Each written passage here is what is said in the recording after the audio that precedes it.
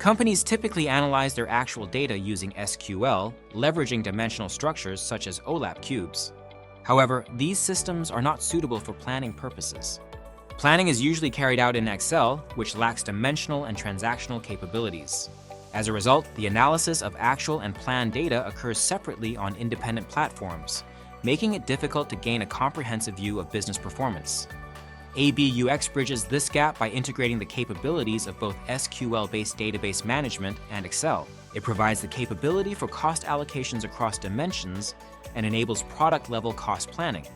ABUX allows users to access and analyze both actual and planned data within a single interface, providing a holistic view that was previously unattainable with separate systems. This integration emphasizes its self-service nature, empowering users to independently manage and import data without relying on extensive IT infrastructure support.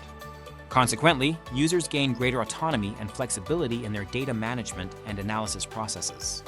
Discover your possibilities with the ABUX financial budgeting and analyzing tool.